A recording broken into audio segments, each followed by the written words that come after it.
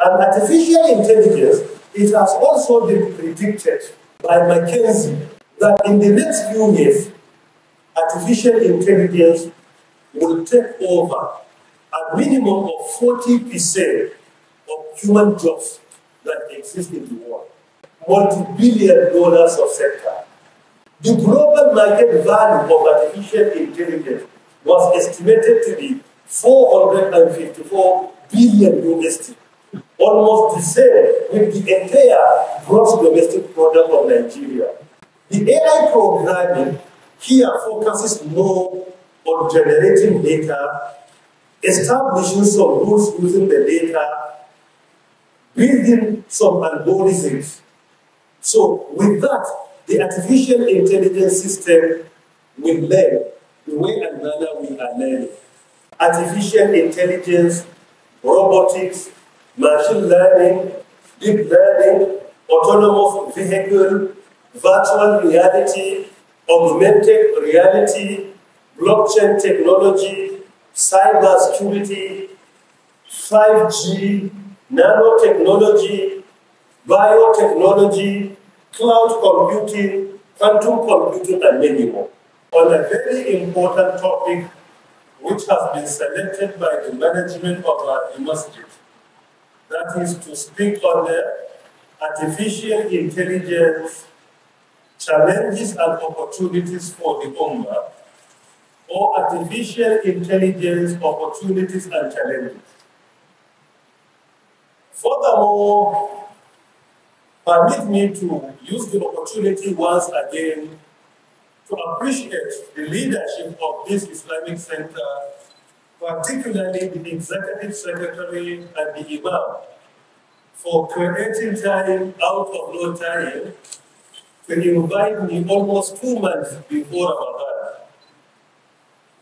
And secondly, for creating time once again to visit me during our tafsir at Al-Nur Masjid in Ramadan to remind me about their invitation. And thirdly, for reaching out to me after Ramadan to remind me about the invitation on 3 different occasions. They have been consistent on doing that. I pray to Allah subhanahu wa ta'ala to reward them along with other members and leaders of the Masjid with Jannatul Firdaus. And may Allah Ta'ala make what we intend to present beneficial to humanity. Today is 11th of Zulqa'dah, 1445, after the Hijrah of our beloved Rasulullah Sallallahu Alaihi wa Sallam from Makkah to the city of Medina. The topic of our presentation vindicates to us clearly that the leadership of the Masjid knows the priority and preference of our Ummah, particularly in this global village that we all live in. We need to create more awareness that Masjid should not only be restricted to praying 5 daily prayers only, teaching maybe how to pray, how to fast, and also the do's and don'ts of marriage among others. I am not undermining these teachings of Islam. However, I only want to emphasize that Masjid should be a center where we will discuss the challenges being confronted by our Ummah, not only religiously, but technologically, economically, politically, and many more. And this topic is one of the challenges being confronted by our Ummah, particularly in this technological advancement that we are all witnessing. We need to also remind ourselves that our forefathers adopted this approach when it comes to their religion. That is why we will discover that for over 1,000 years, our forefathers were the intellectual giants of this world, not only religiously, but technologically, economically, socially, and in any form of advancement, our forefathers were the intellectual giants. They did not restrict their lives to only teaching how to pray, how to fast, and the do's and don'ts of marriage among others. But they excelled when it comes to acquiring worldly knowledge. If I want to prove this further, I can remind you that the first university established in the world originated from a masjid. The second university established in the world, not only in the Arab world, in the whole world, originated from another masjid. And the third university established in the world was founded by a masjid. The first three universities in the world, all over the world, originated from three masajid.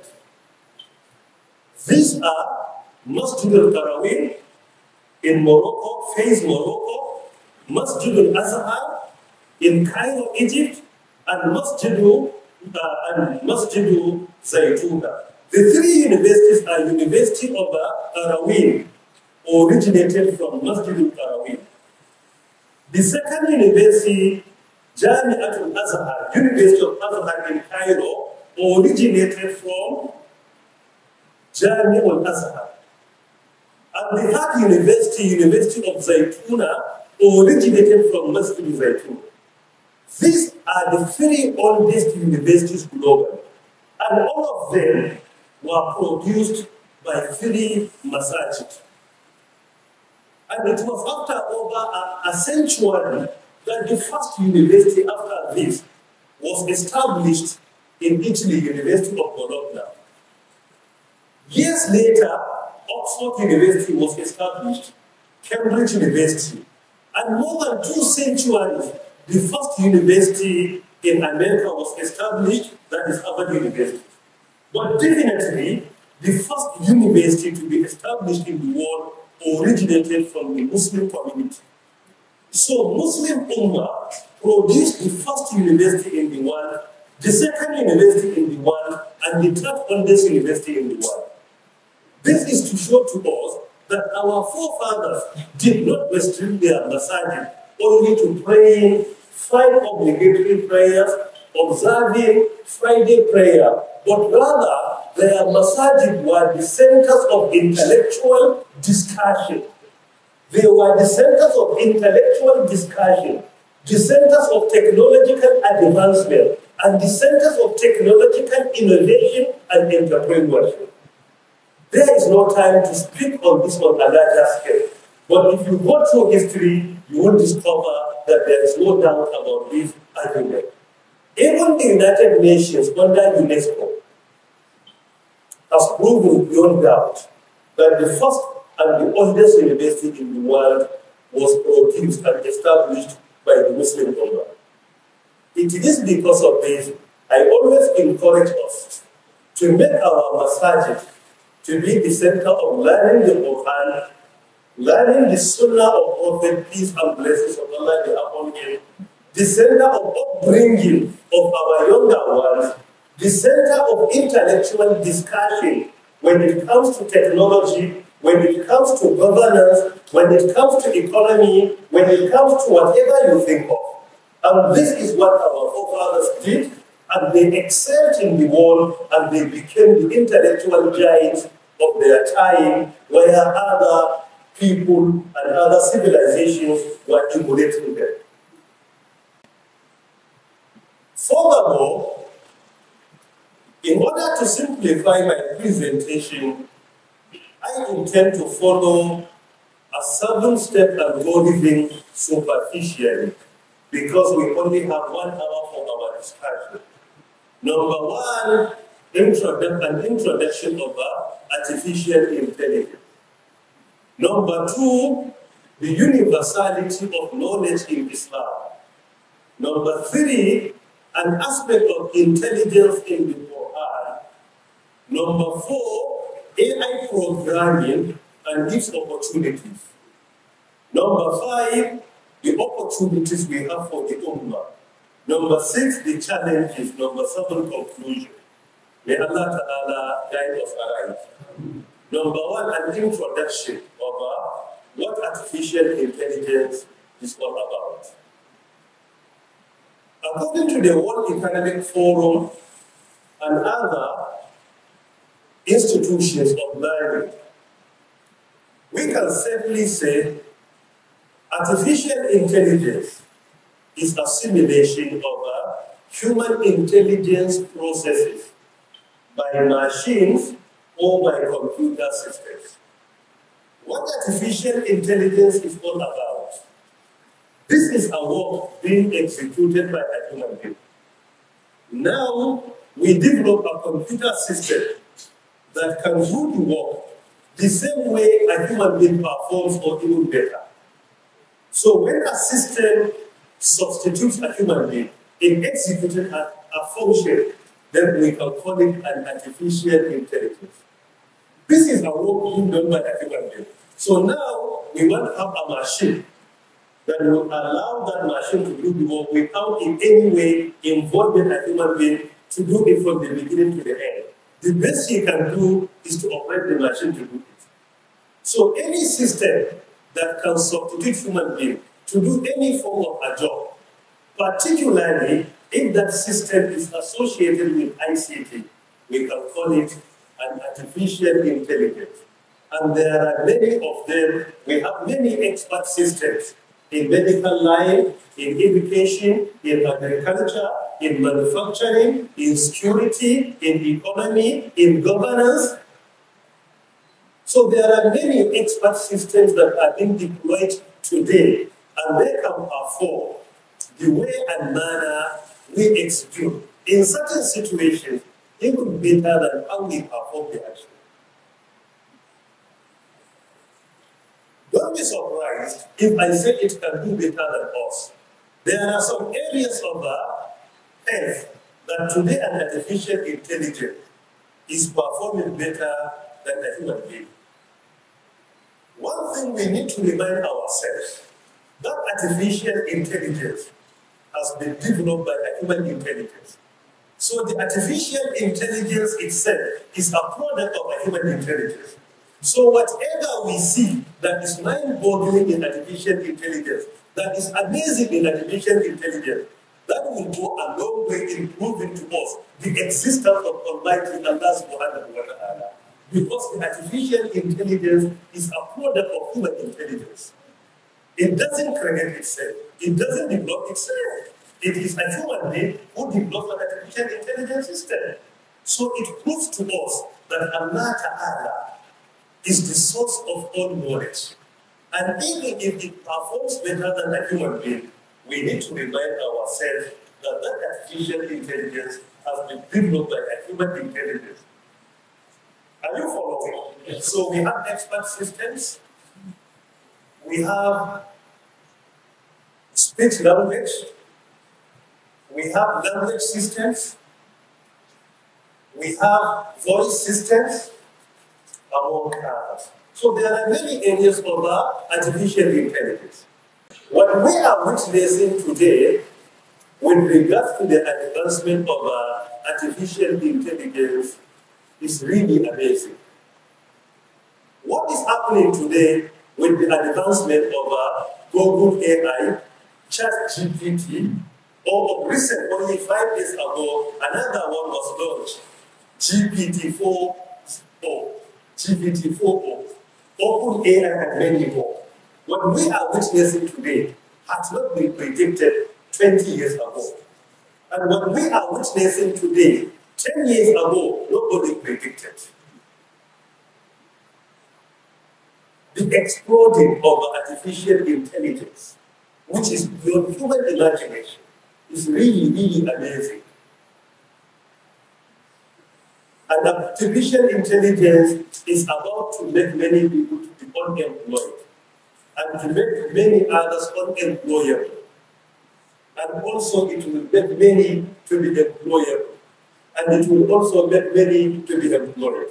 However, I always argue that artificial intelligence in itself will not make anybody unemployable or unemployed. But people that are developing artificial intelligence and those that are deploying artificial intelligence to do the work are the ones that will take away your work, job away from you. They will take over your job. Artificial intelligence in itself cannot make you unemployed. But experts in AI, people who master AI and perform their job with AI will take over your job away from you. But not the system itself. Because it doesn't develop itself and it doesn't operate itself. There should be someone who develops it and there should be someone who at least operates it. So these are the people that will take over your job, not artificial intelligence in itself. Are you following? Yes. Furthermore, if we are to go briefly, artificial intelligence is part and parcel of the fourth industrial revolution, what is called 4IR, or Industry 4.0.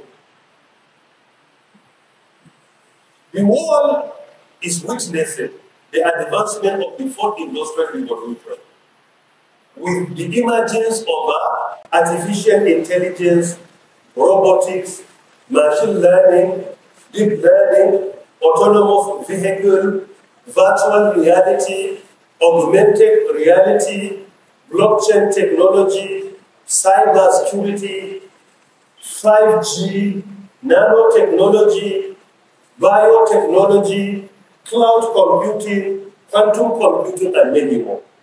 These are all part and parcel of the fourth industrial revolution, which commenced at the initial stage of the 21st century.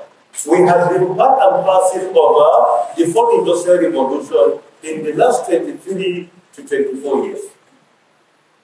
And based on the modern history, we experienced, or the world experienced, the first industrial revolution in the 18th century, particularly in Manchester and Liverpool in the United Kingdom, with the invention of what is called steam power or steam engine. Then the second industrial revolution happened in the 19th century in the United Kingdom, Belgium, Germany, and France. An insignificant part of it took place in the United States of America. In the second industrial revolution, the world witnessed the invention of electricity, mass production, the invention of transistor, the invention of radio, the invention of television, among others. While the world witnessed the third industrial revolution in the 20th century through the invention of internet, World Wide Webs, website, and particularly the technological advancement that reduced the world into a global village or into a global theater. So you will realize that ICT brought about the third industrial revolution, and by extension, the fourth industrial revolution is about ICT, or to put it aptly, is about digital technologies. So the fourth industrial revolution is an extension of the third industrial revolution. Are you following? Yes. So the world is witnessing the fourth industrial revolution through the invention of artificial intelligence, or rather the advancement of artificial intelligence. Because artificial intelligence started in the third industrial revolution around 1950, that is 74 years ago. And the term or the phrase artificial intelligence was coined in 1956 by one of the leading scholars of ICT from Massachusetts Institute of Technology by name John McAfee in a workshop. So he brought the two words together and reconciled them. The first word is artificial, while the second is intelligence. So he reconciled, he married the two words together to form a phrase of artificial intelligence in 1956. You can say around 68 years ago. That is the first time that the phrase emerged. However, if you go through history, you will discover that there was a form of artificial intelligence through the technological advancement that took place in Andalus, the modern day Spain, Portugal, and some parts of France. When our forefathers established Biladul Andalus, you will discover that there is a form of artificial intelligence in the way and manner they established many Islamic centers, particularly in Cordoba, in Sevilla, in Mallorca, Granada, among others. You will discover that in most of the centers, you will discover there was a form of artificial intelligence when it comes to calling the prayer like al-adhan. The way and manner they pray, even the way they amplify the voice of the imam. You will discover a masjid was containing over 10,000 congregations, over 10,000 Muslims at once. Without any sound system, imam could be able to convey each and every message on his pulpit or during prayer to the congregation. It was through a form of an artificial intelligence. The same with the building of pyramids in Egypt. Over 3,000 and more.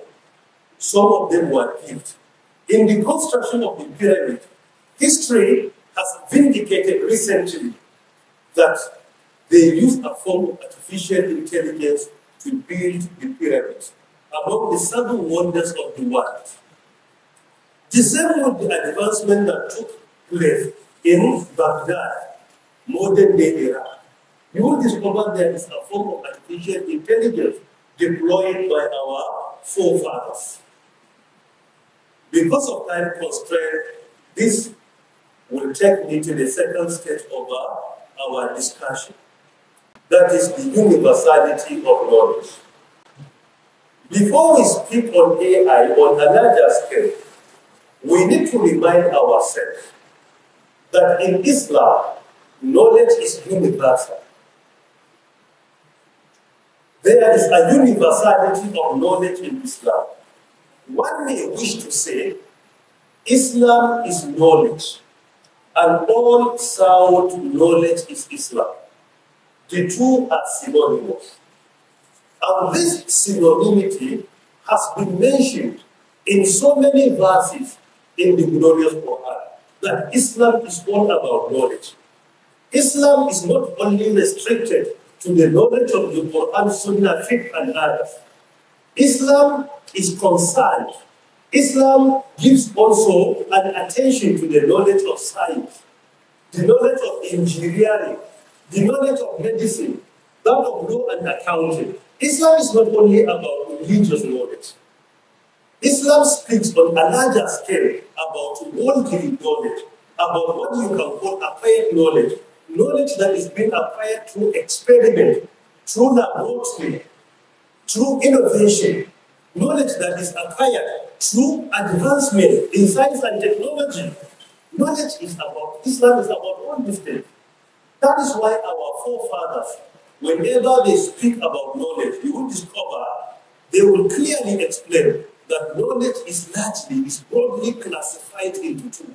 Firstly, the religious knowledge, the knowledge of Sharia, the knowledge of the Quran, the knowledge of Sunnah, that of faith, how to pray, how to fast, how to perform pilgrimage, the knowledge of do's and don'ts with regards to our marriage.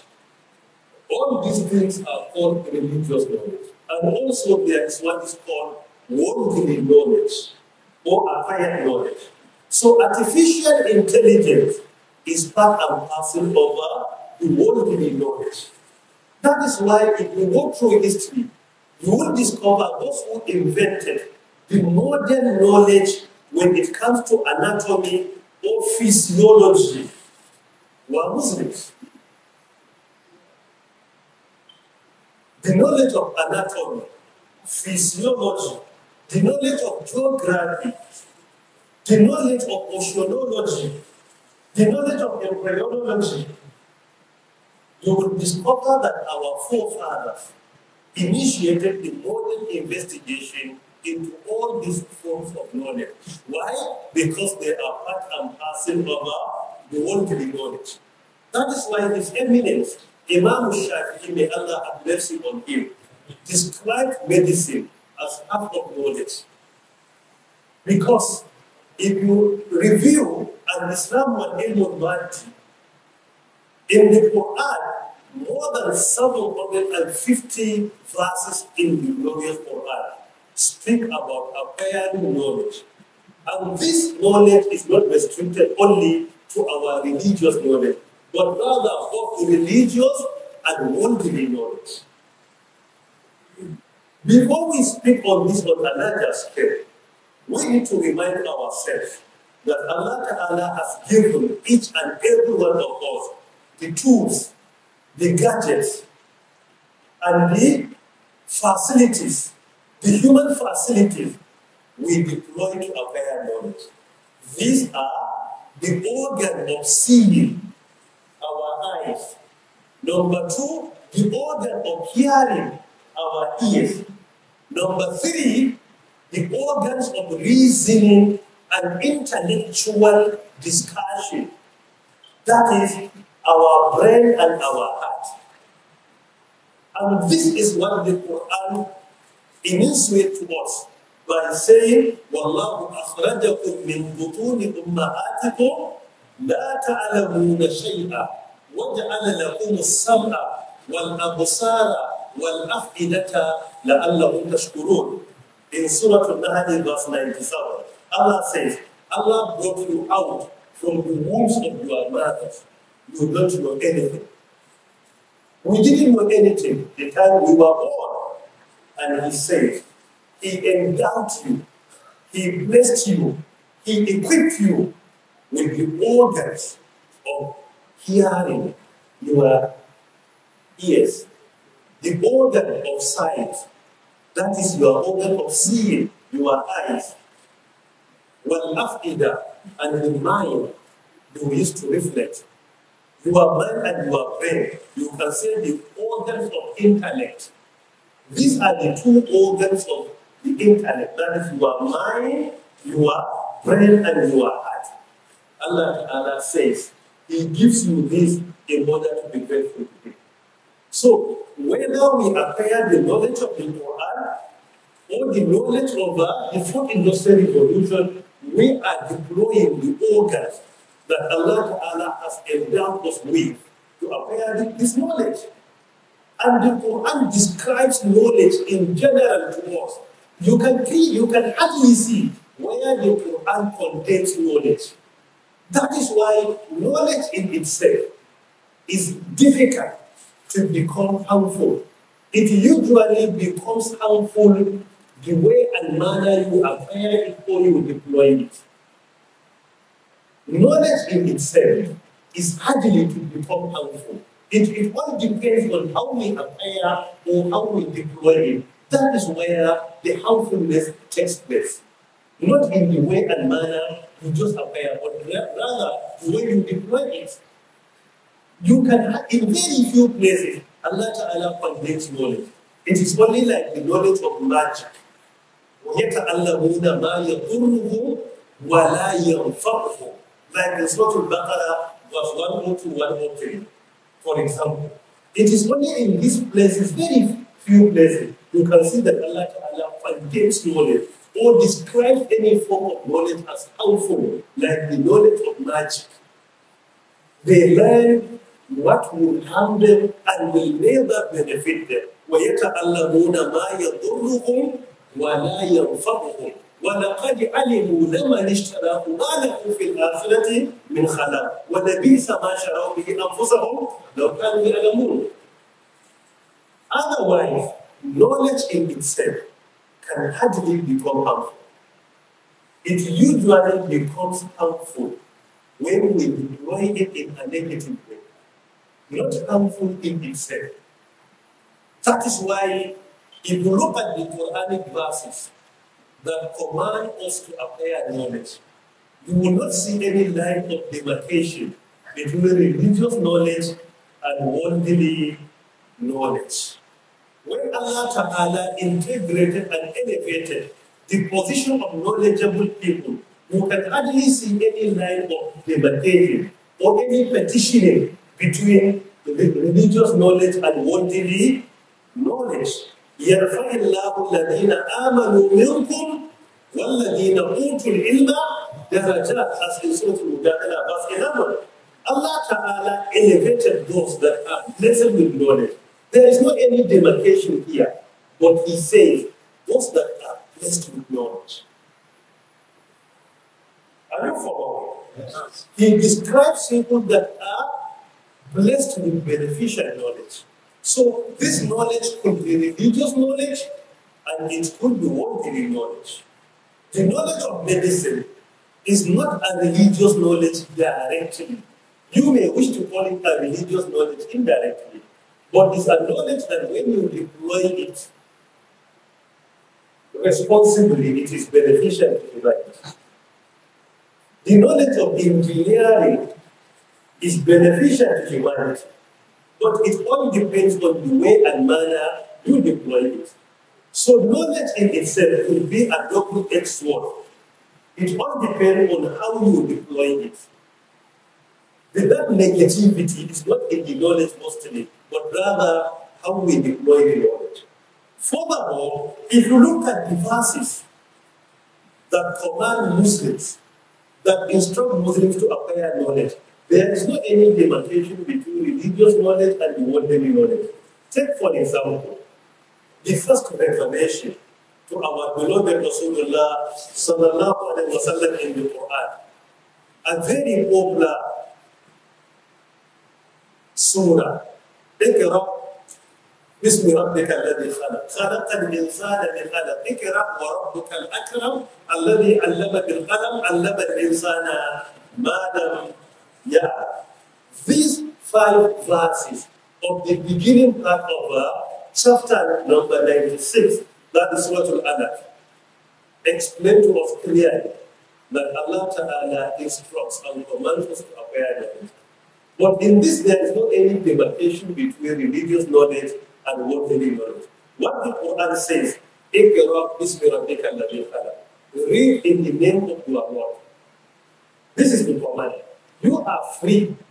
You are directed to acquire the knowledge of the Quran, the knowledge of Hadith, the knowledge of science, biology, physics, chemistry, the knowledge of medicine, the knowledge of engineering, any form of knowledge. But what is important is for you to acquire that knowledge in the name of Allah. So any knowledge you intend to acquire, any research you intend to embark upon, the first thing you should do is to do that in the name of your Lord.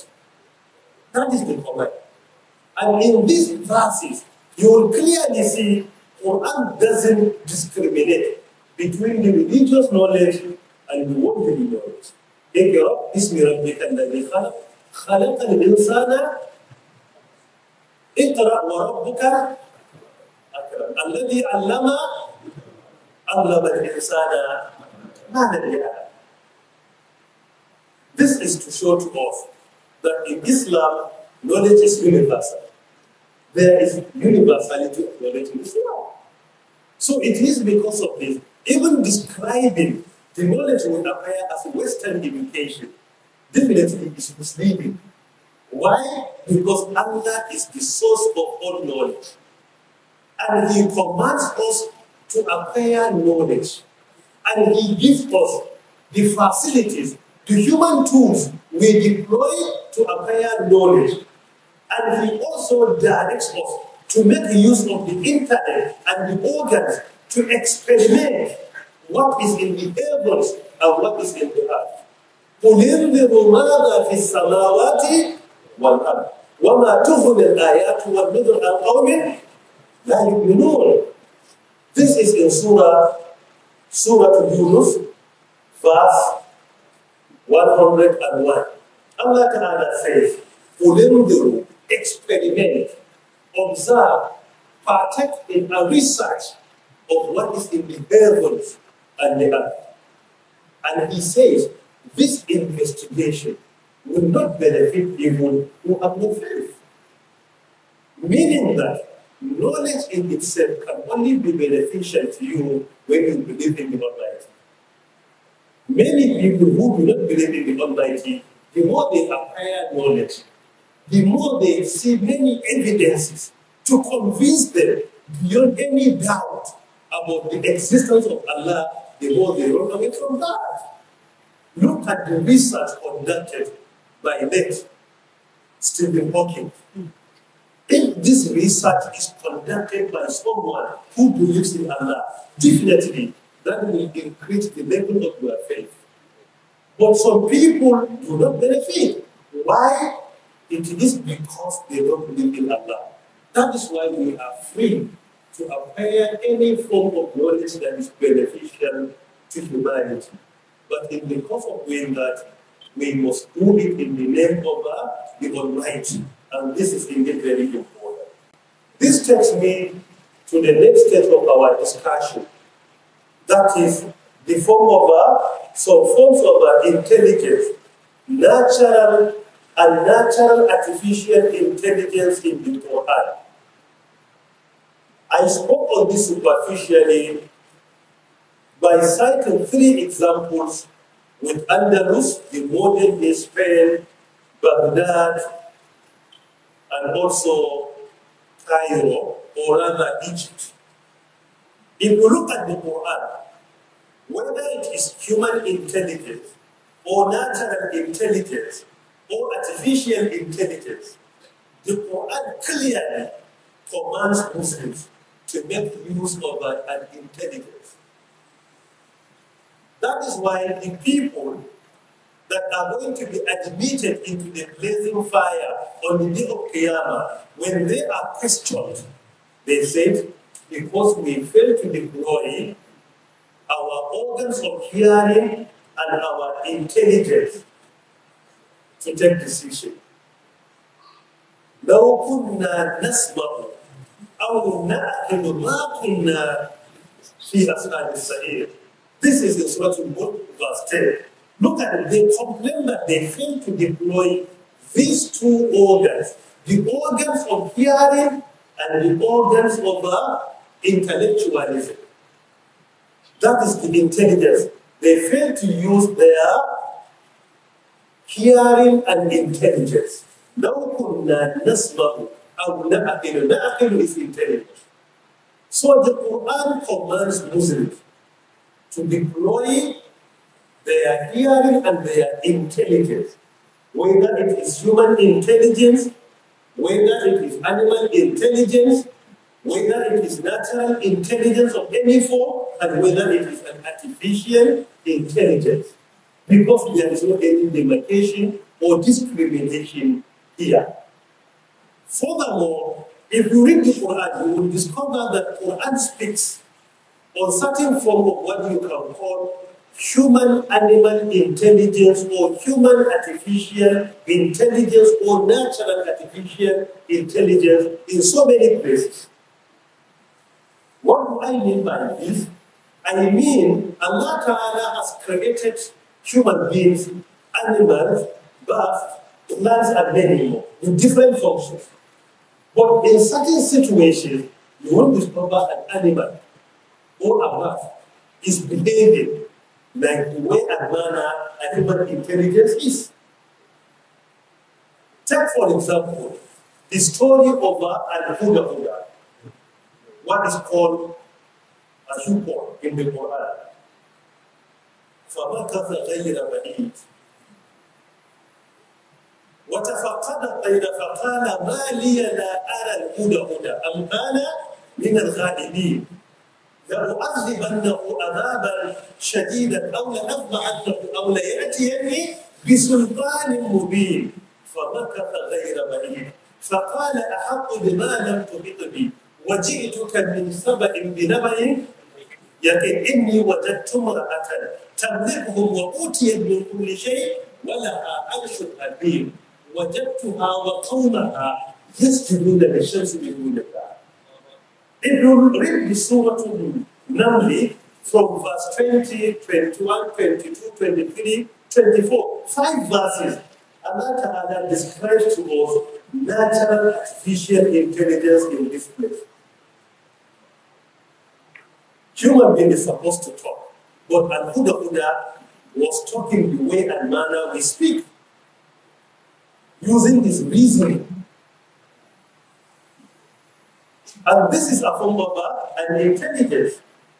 And if you look at what Allah Ta'ala directed the earth and the sky to do in Surah Hud, it's very similar to that. وَقِيلَ يَا أَرْضُ ابْلَعِي مَاءَكِ وَيَا سَمَاءَ اقْلِعِي وَغِيضَ الْمَاءُ وَقُضِيَ الْأَمْرُ وَاسْتَوَتْ عَلَى الْجُودِ. In Surah Hud, verse 44. It was said to the heaven, it was said to the earth to do what? To swallow the water. And it was said to the heaven to withhold the water. Allah Ta'ala spoke to both of them, and they followed the direction. If you look at them, they are natural intelligence, but the action they perform is more of a human intelligence. Are you following? So there are so many examples in the Quran where you will see the reconciliation or the intervention, or what we can call where there is an interwoven between human and animal intelligence, or what you can say human and non-human intelligence, or what you can say human and non-human intelligence. And there are so many examples in the Quran, and still they are part and parcel of the intelligence. Are you following? This takes me to the next stage of my discussion briefly. That is to speak on the AI programming and the way and manner artificial intelligence is being deployed to behave and act like a human being. Usually, what artificial intelligence does is to be enriched through acquiring data, developing some rules, following the rules to establish an algorithm, and this algorithm will behave, will act the way and manner natural intelligence behaves and acts. So these skills of human being that artificial intelligence are being provided with are called cognitive skills. Cognitive skills are the skills that artificial intelligence is emulating to behave and act the way and manner we behave and we act. Cognitive skills are the functions that our brains deploy in order to perform certain activities, like reasoning, like computation, like collecting information and evaluating it, like taking decision whether to do or not to. So these skills that our brains deploy to perform these activities are called cognitive skills. And most of them are part and parcel of what we call soft skills, like critical thinking, like strategic thinking, like complex problem solving, like complex decision making, and many more. So our brains use cognitive skills. So AI programming usually is being provided with a huge quantity of data, analyzing this data to come up with some sets of rules. When these rules are established, it will go further to establish some algorithms. And when taking a decision, it will select the best algorithm that is applicable to that situation. And when that algorithm is selected, then it will take a decision the way and manner a human intelligence takes a decision. So these skills are number one, learning. The AI programming here focuses more on generating data, establishing some rules using the data, building some algorithms. So with that, the artificial intelligence system will learn the way and manner we are learning. Number two, there is reasoning. Reasoning is all about selecting the most appropriate algorithm when it comes to taking decisions. There will be no certain number of algorithms. So when a decision is to be taken, which algorithm is to be selected? If you want to take a decision as a human being, you deploy your natural algorithm to take a decision. The decision you take in your office or in your marketplace may not be the same with the decision you take in your family. So the way and manner you differentiate between your life at home and your life in the office or outside the office is about using your natural algorithm of reasoning. You are dressing inside your room at home is not the same way you are dressing in the university. How do you differentiate the clothes you wear in public and that you wear in private is through reasoning. What happened with some of us that are behaving in public the way and manner they are supposed to behave inside their private room is because of the problem with their influence. So artificial intelligence here will select the best algorithm to use. And it is the same way in your room you wear your boxers. In public, you try to cover your bodies. But some people are older than you, but they come out with their boxers. And they behave outside the way and manner they behave privately. What is their problem? Is selecting their raw natural algorithm in reasoning. So that is how artificial intelligence behaves. And also there is self-correction. Artificial intelligence will continue improving the algorithms day in, day out, in order to correct itself. The way and manner you make a mistake today and tomorrow you amend. That is how it also behaves. So artificial intelligence can make a mistake today, tomorrow it will correct it. And also creativity. What is all about innovation, our invention. Artificial intelligence can partake in certain forms of creativity by improving on a daily basis through the quality and quantity of data being generated to help the system in taking a right decision and also coming up with creative ideas or what we can call thinking outside the box. Today, it will choose an algorithm and it failed. Tomorrow, it will not choose the same one. It will look for another algorithm and improve that algorithm and take another decision. That is thinking outside the box. So artificial intelligence programming is all about executing, using cognitive skills similar to that being used by human brain to take these decisions. Are you following? Yes. Furthermore, because of time, let me move to the opportunities we have. Artificial intelligence is really exploding today. What we have witnessed in the last 3 years was really unpredictable in the history of mankind. Furthermore, the technological advancement we are witnessing in this fourth industrial revolution is definitely unprecedented in the history of mankind.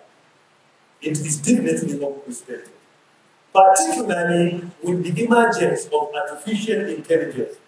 With the advancement of artificial intelligence, machine learning, even though machine learning and deep learning are branches of artificial intelligence. Because machine learning is dealing with prediction, how artificial intelligence will collect data, use the most relevant algorithm and predict what will happen in the future. So machine learning, deep learning are branches of artificial intelligence. And artificial intelligence, it has also been predicted by McKinsey that in the next few years, artificial intelligence will take over a minimum of 40% of human jobs that exist in the world. A minimum of 40%. Today, based on the investigation and documentation of the United Nations, our world population is approximately 8.1 billion people.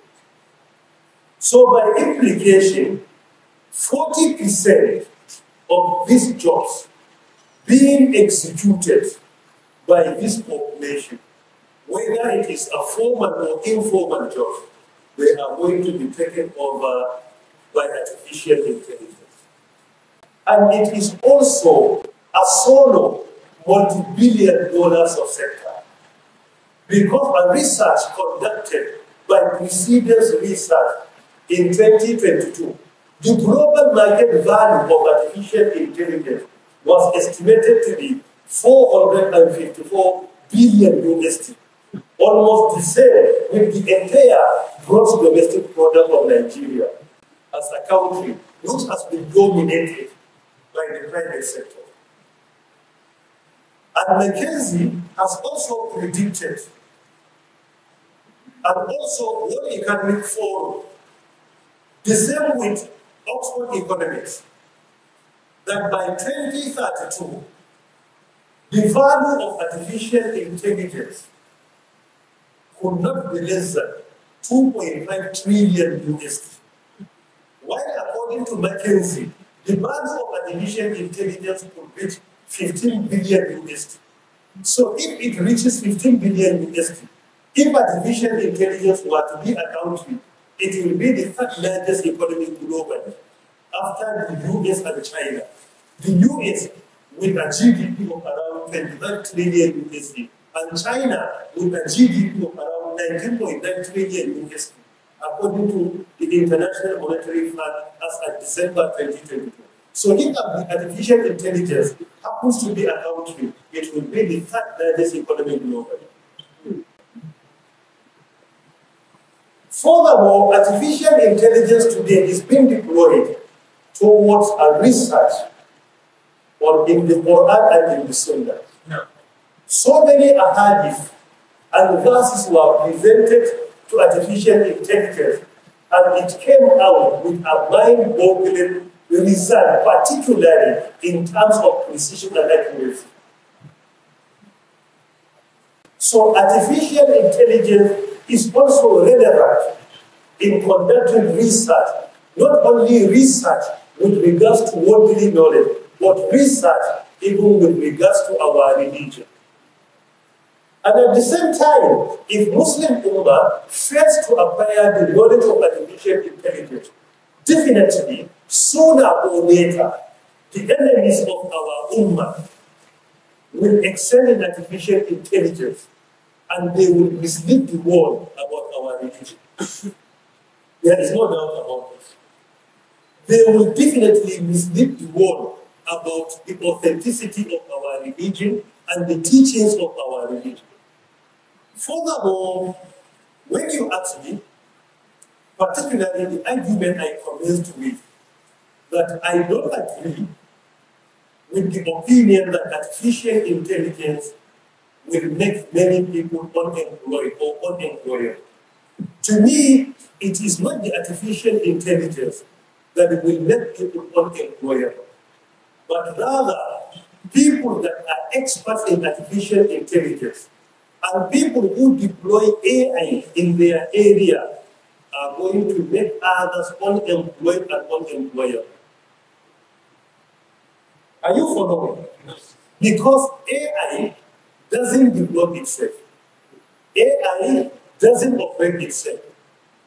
That is why the way and manner technology is exploding globally, banning technology is not a good idea intellectually.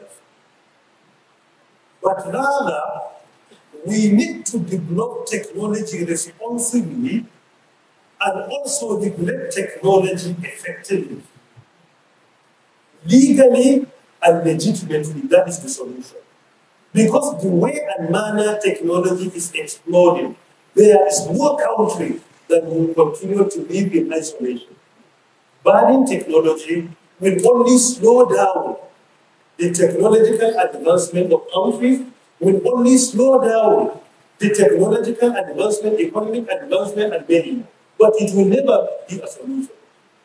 When we ban a technology for 1 month, it will slow down our technological advancement for more than 1 year. If we ban and stop technology for 1 year, it will also slow down our development, our technological advancement for over 10 years. This is the same, a similar mistake made by some of our pious predecessors that slow down the technological advancement of the Muslim Ummah in the form of digital art. Some of them made a wrong opinion about technology. They even consider technology to be the same with the knowledge of magic. That happened to be the beginning of our diminishing when it comes to worldly knowledge. And since then, the Muslim Ummah has not regained its position globally. So that is why it is a very wrong opinion for us to stop or to discourage about technology. What we need to do is we need to encourage our young innovators to develop technology responsibly. Get me? Responsibly. And government must regulate technology effectively, legally, and legitimately. This is the only solution. No country will live in isolation. Whatever you say, we don't need it today in this country or in that country. Whether it is legitimate or illegitimate, people will continue to maneuver and patronize it. So, it is definitely not an intellectual idea taking such kind of decision. We have to develop technology responsibly. Government must regulate technology effectively, legitimately, and legally. By doing that, the technology will be in conformity with our religion on one hand and with the laws of the land on the other. But when we live in isolation, definitely we will not go anywhere.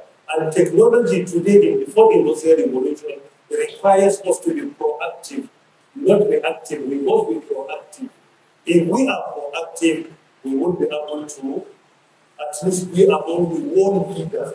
This is what happened in China. China was not part of the fourth industrial revolution, not part of the second, not part of the third. They only joined the fourth industrial revolution, and they happened to be in the forefront. They joined and they happened to be in the forefront. While in government in 2020, we established the first ever National Center for Artificial Intelligence and Robotics in Africa. And the center is sited here in Abuja. The wisdom was to be proactive, to establish an avenue where our young innovators are going to be challenged to develop technology responsibly so that government can regulate it effectively, legally, and legitimately. Technology or artificial intelligence, today one of the areas where it has been vindicated to perform better than a human. If I say better than a human, in general humans, is the area of breast cancer. When it comes to diagnosing breast cancer, recently it has been confirmed that the accuracy and precision of artificial intelligence is over and above human intelligence. The same in the area of repetitive action, where certain actions are to be repeated day in, day out.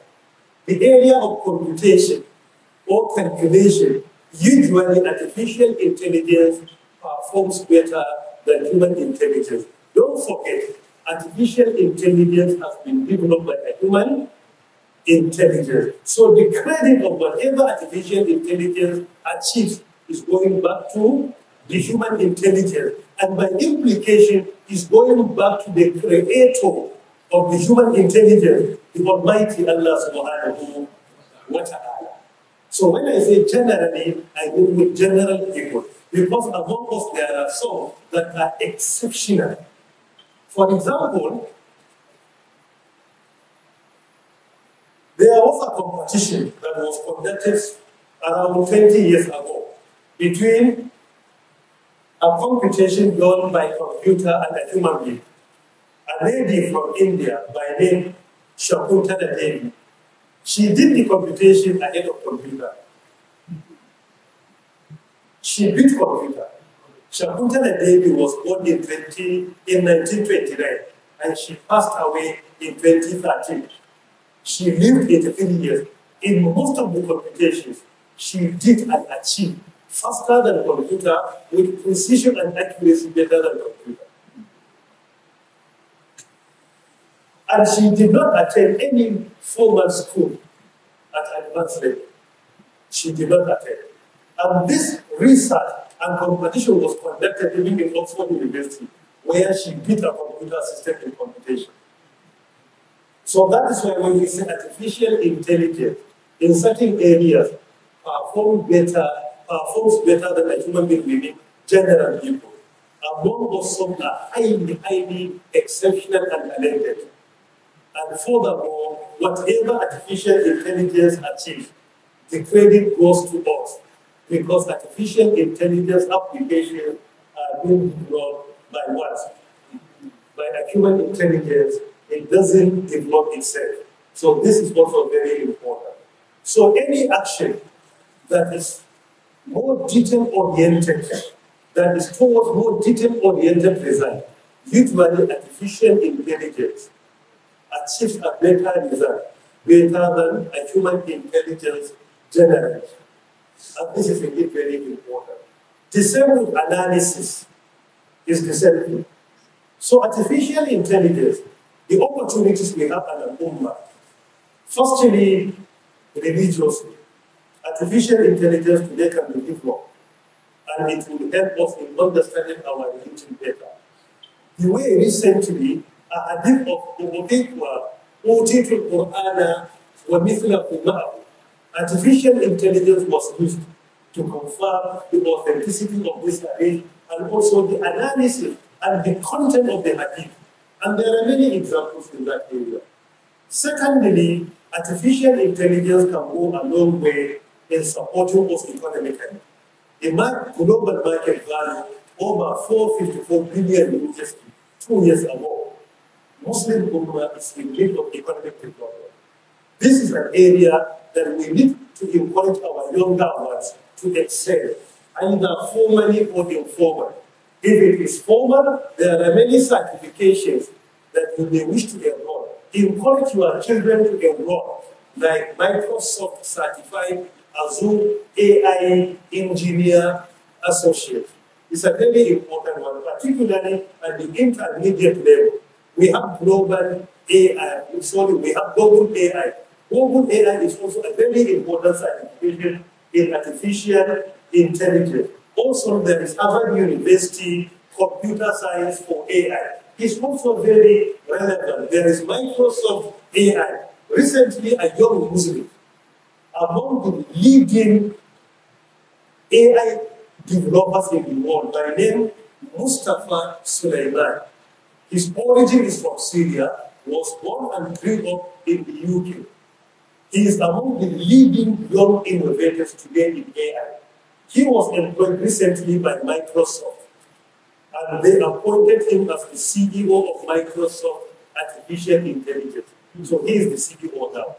He's less than 40 years old, but he's among the leading researchers. Artificial intelligence, among the opportunities today we have, people that are born, or people that happen to have some form of deformity, people that are blind, can use artificial intelligence to communicate. Like GPT-4o, they can use it, and it can alleviate most probably 80% of their deformity. And still remember, AI is still in the initial stage of its development. We are still in the initial stage of AI development in the world. But what we are witnessing today is unprecedented. So including people with deformity, they can use AI. AI can support you in decision making, particularly in complex matters, as long as the data provided to it is authentic and sufficient.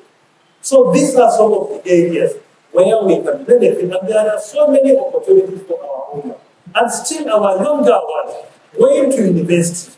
Let me give you a $1 billion advice for free. For free. If you like, take it. If you don't like, ignore it. 30, 40 years, our elder brothers, our friends, our fathers, who attended university at that time, they would say, go and do anything. You will go and study history, sociology, political science. If you like, go and study biology, single honor, physics, education. At that time, there was no competition. The labor market was abandoned. Vacancies were all over. Before your graduation, opportunities were waiting for you. Some of them were employed before their graduation. Today, because of our population in the world, our population in Nigeria, almost 220 billion people. Our population in Africa, almost 1.4 billion people. Global population, 8.1 billion people. It is no more a time of go and study whatever you wish. It is no more that time. It is no more. That time is over. It is not that time. Please be proactive in selecting your course. It is better to delay joining your university by a year or two to study what is relevant globally, what you are passionate about, than for you to get admitted to study something that is number one, irrelevant, and number two, you are not passionate about it. It is not that.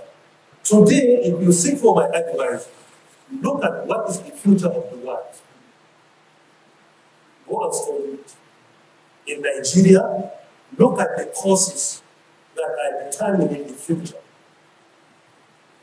The privileges your father, your grandfather got by studying whatever they wished, they are no more available except to 0.1% of our population. Most of us are from poor background.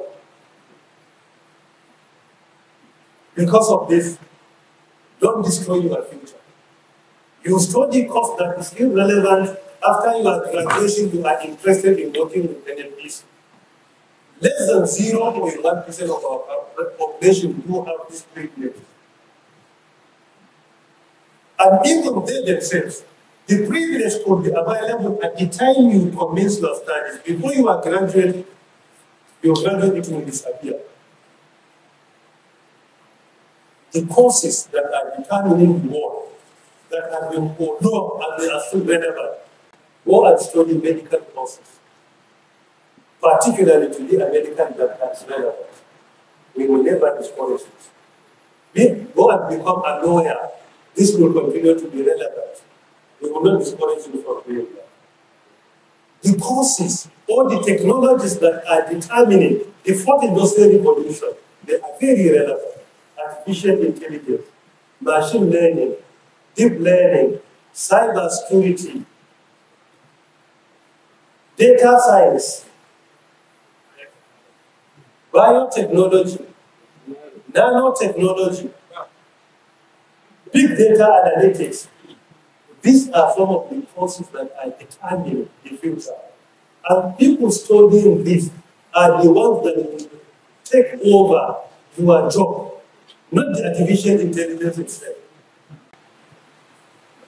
Furthermore, if you are doing your job today and you don't want AI to take over your job, firstly, learn AI and its application, number one in your area and number two in your sector. Excel in that. The way and manner people that learn computer, only Microsoft and Excel, they took over the work of our secretaries using typewriters at that time. So it is the same thing today. You have to study immediately, be proactive, and know the application of AI in your area of work and your area of study, and also in the sector where you work. Secondly, look at areas where AI cannot take over all the jobs. This can be categorized into two. Number one, social skills, interpersonal skills. Very critical. The way our Prophet says, إِنَّمَا بُعِثْتُ لِأُتَمِّمَ مَكَارِمَ الْأَخْلَاقِ in Sahih Hadith number 45. I have been sent in order to perfect your good moral behavior. So this moral behavior, interpersonal skills, will forever be relevant. Number two, soft skills, like critical thinking, strategic thinking, complex problem solving, among others. They will continue to be relevant. If you are talking about hard skills, they are relevant. But today, computer can write a source code. Even the source code computer can write today. Today, computer can write a thesis, PhD thesis online. Today, you want to present a paper, computer can do it for you. Hard skills, technical skills are relevant, but definitely they are not as important as soft skills and social skills. And most of them are not being taught in our institutions of learning. I personally advise the National Universities Commission a year ago, saying that some of the courses that we are introducing, and they are still in our universities, we should be extra careful. There are some courses that are outdated. You will not need them in more than 2 or 4 universities in Nigeria. Because why? The demand has been reduced by more than 90%. So you don't need to be creating new universities introducing the same courses while there is no opportunities for the graduates. Why are we repeating the same thing? We don't think out of the box. Some courses you need to only retain them in the first generation universities. ABU, Zaria, University of Ibadan, the University of Nigeria, Nsukka. These are the old generation universities where you need to retain some courses that are not in demand today. And you need to expand the courses that are in demand in the labor market. We need to start producing potential employers through our universities, not potential employees. The system is not about producing potential employees, where they will graduate moving about with their CV. The focus of the world is how to produce potential employers, job providers, not job seekers. This is what fourth industrial revolution is all about. We need to change that perception. There are many challenges with AI. Many challenges. Number one challenge is the issue of bias. What AI presents depends on the quantity and the quality of data presented to it. If the data is biased, the result is going to be biased. Two, the issue of making others to be unemployable and unemployed. I spoke of this, I don't need to repeat it. Number three, the issue of privacy and confidentiality. This is another challenge. That is why in the US, they have commenced a process of regulating AI, particularly in financial institutions and others. In Europe, recently they commenced the process of regulating AI under their GDP and General Data Protection Regulation. And that is why, as part of our proactiveness in office, in 2023, we established Nigeria Data Protection Commission in Nigeria, and I championed the bill up to the level of becoming a law in Nigeria. Because artificial intelligence will challenge our privacy and also our what? Our confidentiality. Number four, if we fail to be active in AI, others will deploy AI and they will ridicule our religion and our life. They will ridicule our religion and our life. So because of this, I challenge each and every one of us to either get involved in AI, formally or informally, and make sure that from primary school, we start introducing artificial intelligence to our children, up to secondary school and university. This is what is being done in China, Finland, and Switzerland. The issue of critical thinking, complex problem solving, creativity, or thinking out of the box or AI is not about university, it's about catch them young. You catch them at the initial stage of their life. So we need to introduce this in our Islamic schools, our formal schools, where our children will be proactive. And they are, to be fair with you, our children, they are more creative than us. Why? Because people in my own category and our elder brothers, we need to switch from manual to analog to digital within the last 4 decades. But our children are digital natives, and they are the actual digital species today. They are digital species, and artificial intelligence is also a digital species. So there is a reconciliation between them. The way and manner we need to do adjust to them, they don't need to do it. Because it's their own generation. They are digital species, and AI is also a digital species. So there is what? They are interwoven. This is just in summary because of the time constraint. And I believe, almost 70 minutes without reminding. I need to shut down the lecture here. سبحانك اللهم وبحمدك اشهد ان لا اله الا انت استغفرك واتوب اليك. If there are questions that are relevant, we can entertain few of them before our Isha prayer.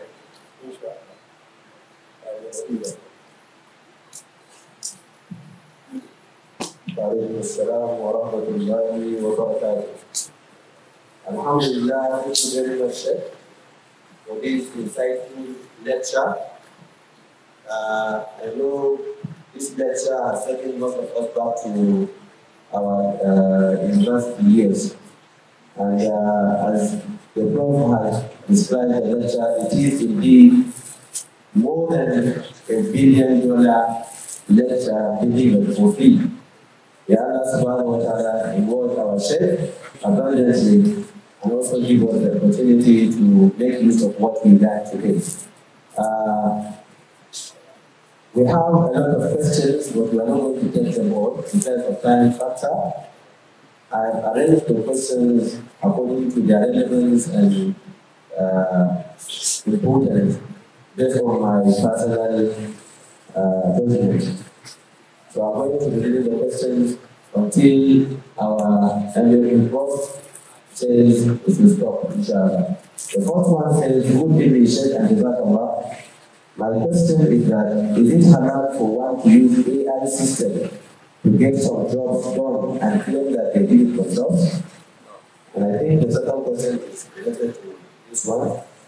He said, how can we overcome the challenge of AI to university students as it is a potential for over-reliance on AI tools due to lack of critical thinking and problem-solving skills?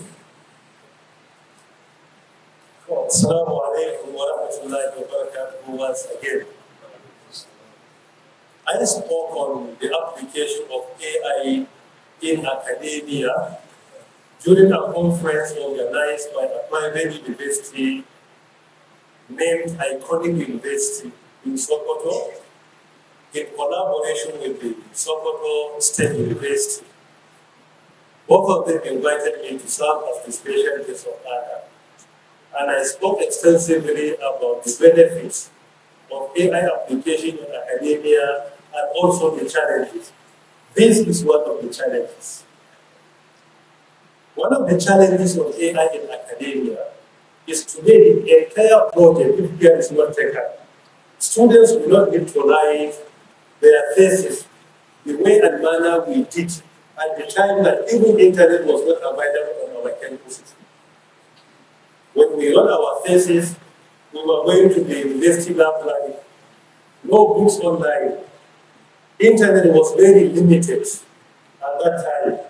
If I could recall, the availability of internet at that time was not more than VC's office, computer center, even computer center was fluctuating. There was no internet. And I could not recall one student with access to internet during our undergraduate days. So at that time, our entire thesis relied on our university level depended on our physical journals, physical books to conduct your research. There was no significant advancement in even AI. But today, any question you ask your children, you see them on Google. Google itself is a search engine, and that search engine is using artificial intelligence. Google is AI. They will just search and they will tell you many things immediately. Within 5 seconds is sufficient for them. They will go before a medical doctor. He is asking questions, they are answering, he is diagnosing their problem, and they are reviewing his answers from their Google. They are searching to see whether he is right or not. Because they are digital natives. Definitely one of the challenges of AI. It will make if care is not taken, it will make our younger ones to become too lazy when it comes to intellectual issues. Because what we used to do in academia, 90% can be done using AI today. Simply look at the leading technology companies in the world today, they have their AI. Microsoft, you have Microsoft AI. Google, you have Google AI. They are switching to AI. Of recent, even Facebook Meta, there is Meta AI. Even on your tips, using your WhatsApp, you can see Meta AI. And it allows you to ask questions and get answers immediately. Sometimes it will answer, if you are a public figure, you will realize that it knows you better than how you know yourself.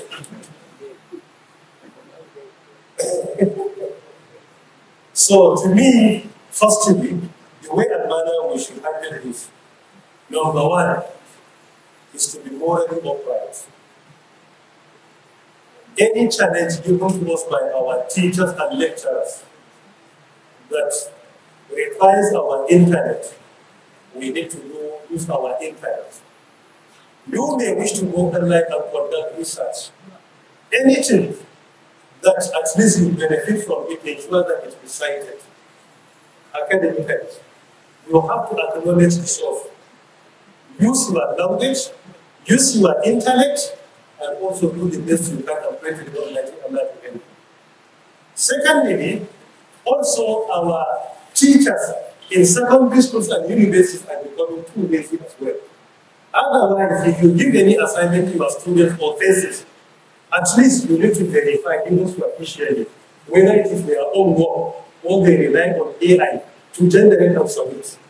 But many do not do that. Some they even find it difficult to even open a booklet and assess their students. They don't do that. They only assess the students from the booklet.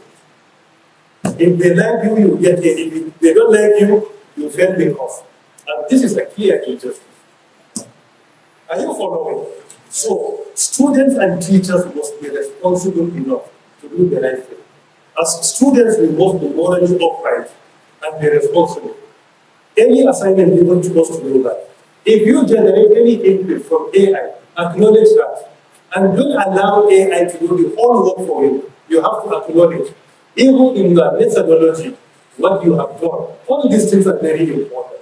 Our religion is about fairness, justice, and morality. Anything you cited, acknowledge it. Our teachers, they should ensure that they won't beyond relying on the paper submitted, but rather go online and verify. If you give them, ask AI, use different applications of AI, get a sample answer, keep with them. If they use the same thing, you will be able to know. So AI sometimes is making irresponsible people to become too lazy. But those that are intellectually sound, it makes them more effective. Because you have to verify. To me, this is some of the stages that we need to follow. Self-regulation by students. Teachers' regulation by the teachers that teach them to ensure that the university ensure this submission is from them. And Allah knows best. If you need further detail, if you go online, you will be able to get the lecture I presented as a keynote speaker for conferences available online, particularly on the social media handles and YouTube channel being managed by my younger ones when we work together. So, in that lecture, I spoke on another scale. You will find more explanation there. This one say, I asked ChatGPT to give me the pursuit of a class and provide sources of his response as well as give me practical actions to undertake to achieve this data in the north. Is it possible to follow its guides as such? So he says, how can we use AI models? How can AI models be trained in Islamic cultural sensitivities among Muslims while also avoiding biases and blasphemous misinterpretation? If I understand your question correctly, particularly the two questions, on the first one, if you are not Islamically knowledgeable enough, if you are not sound in Islamic knowledge, I am of the opinion that it is not good for you to rely on AI to give you fatwa. Why? As I earlier mentioned, the answer AI gives you depends on the data presented to it by the one who develops it. If he is a non-Muslim, so definitely, and at the same time, not just unfair, the data he is to upload will not be fair and just to Islam and Islamic teaching. AI can only be deployed in a situation where you know the answer and you only want to use AI to test. And AI will not in any way make you to switch your position from yes Islamically to no Islamically or no Islamically to yes Islamically, but only to support you to get more evidences if available. But AI will not in any way make a Muslim to change his position that he has taken because of the explanations of our pious predecessors with regards to the teachings of the Quran and Sunnah of Prophet Muhammad sallallahu alayhi wa alihi wa sallam. Majma' al-Fiqh Islami, in their sitting of 13 September 1988, they are of the opinion that technology should not be the source of accepting our religious teachings or rejecting them. They should only be the foundation in which we get more support to back up our position, not in any way to change our position. Because the decision being presented by technology relies solely on the data presented to that technology. If the data contains bias, definitely there is going to be bias in the answers. And if the data presented is sufficient and very fair and just, then the answer is going to be sufficient, fair and just. Technology should not be the foundation of switching from yes to no or no to yes religiously. Technology cannot in any way replace our religious teachings and cannot in any way replace our teachers in the Quran and Sunnah, those that are presenting to us the opinions of our pious predecessors, but only to complement what they teach, not to change our position. There are so many evidences to support that even in the Quran and in the Sunnah. However, there is no time to speak on it on another scale. Furthermore, as I earlier mentioned, how can we avoid the bias? How can we avoid the bias of AI? Firstly, responsible Muslims should also become AI developers. It's very important. Number two, in the course of developing AI, we must ensure that we are inclined to the ethics of our religion, of fairness and justice, and at the same time, the quality of objectivity. If we do that, we will be able to develop AI that is free from bias, inshallah. And Allah knows best. I want to request the attendance of the attendees. because of time factor and the richness of the lecture, I think if you are to continue reading out the questions, you are going to get another hour. And this will also prolong the stay of chair here. We want to get the indulgence. We are going to stop here as far as questions. Okay. This one is saying, Assalamu alaikum, Allah reward you abundantly. What are the programming languages relevant to AI developers? And this one is saying, how can we train the machine to differentiate from items with the same shape? Example, apple and orange. Some items that are of the same shape, like apple and orange, how can we train your machine using AI to differentiate them? So, two questions. These are technical questions. Number one, so far, there is not any programming language that is dedicated for AI development. However, all high-level programming languages that are object-oriented have features that AI developers require to develop. Firstly, high-level programming languages are two object-oriented languages. These two, if you choose any one, you will discover that they have features that AI developers require to develop. I will give you at least 3 examples. Number one, Python is very effective in AI development. Number two, Java programming language. It's a high level and also object-oriented. Number three, C++ is a high-level language and also object-oriented. Number four, R programming language is a high-level and object-oriented. Number five, Julia is a high-level language and object-oriented language, particularly when it comes to statistics and mathematical computation. These five are more relevant today for AI development where programming language is required. Furthermore, people that can easily excel in AI. Number one, people that are naturally talented in mathematics. And number two, people that are naturally talented in prediction. While when it comes to courses that are related to AI, all those who have studied courses that are computer science related, they are relevant to AI. Courses that are related to mathematics are relevant to AI. Courses that are associated to statistics, they are relevant to AI. However, one of the benefits of studying the fourth industrial revolution, the fourth industrial revolution is very flexible. Flexibility of it allows anyone, irrespective of their discipline, to join, be passionate, and also excel. The guy who developed OpenAI was a dropout from university. Some answer. He's a young person to drop out. He was not able to graduate, but today he established OpenAI.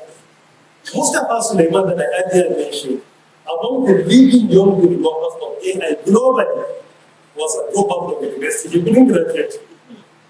But he developed an AI. It was purchased at the price of over 300 million USD. 300 million USD, but he couldn't graduate. And today, he was appointed as the Chief Executive Officer of Microsoft AI, a company with a market value of over 500 billion USD. Today, he is the CEO. Yet, he failed to graduate. That is why I love the book of skills rather than just degrees. I am not undermining you at degrees, and I have at least 4 degrees. And I attended the best universities in the world.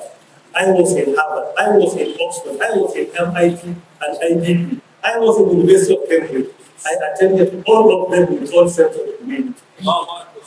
However, what makes our parents to be successful and our elders to be successful, at that time, degree played a significant role. Today, degree gives you more recognition. It makes you more relevant. However, it is not the only way to success. Today, we are in an era where degree is not enough. What employers are looking, what you immediately bring onto the table. Your critical thinking and your complex problem solving. Most of us, when we don't graduate from university, go and read his biography, he's less than 40 years old. But as we are talking today, he developed AI and it was purchased over 300 million units. So, the era of graduating and carrying your degree and CV to be successful is over. Go and obtain your degree. All my children are in the course of getting their degrees. 2 of them are graduates. Yeah. 1 of them is a medical doctor. The second one is a computer scientist. And all the remaining, I pray to Almighty Allah to make it possible to acquire at least a degree. What I always tell them, degree is not enough today. Degree is not what? Is not enough today. Secondly, if we want to be successful, we need to change the trend from producing potential employees, where our children are only the struggle of applying. No, we want to start producing potential employers. Most of us have is an example. Less than 40 years of age, he developed a company. It was purchased over 300 million USD, and today appointed as the CEO of Microsoft Artificial Intelligence. So this is the trend. Degree is not sufficient. It is the foundation, but it's not sufficient. The global market today, what it requires is daily self-improvement. Daily self-improvement. 4, again, you should be very flexible. I studied this course, I couldn't get any opportunity. Then you switch to another course and get a certification. As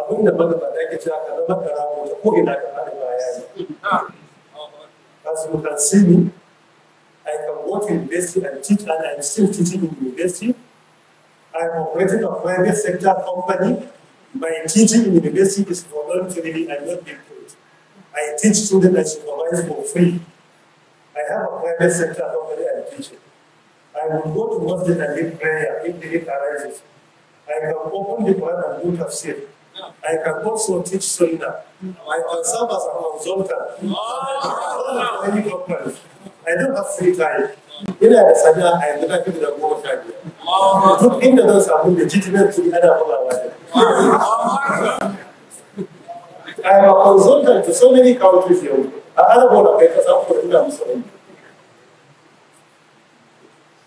In muka yi aiki aka kira lecture masallaci in ce to, if there is need, I will go there and lecture. If there is a clash between this and this, I will look at the most appropriate decision to be taken. So you see me here because today I am free. When there is any clash, being invited as a consultant, you will continue to follow your lectures. Before I was invited as a consultant. This is only one example out of many. Last week, I was teaching students in university. One of my PhD candidates presented a seminar, and I joined as a supervisor. I have no problem. In the next few days, one of my team members will travel to another state to serve as consultants to a state government. So degree is important, but not enough. We give you advice for free. If you like, take it. If you don't like, leave it. It's not good or die. No. But I'm very honest in what I tell you. May Allah, may all of us be very honest.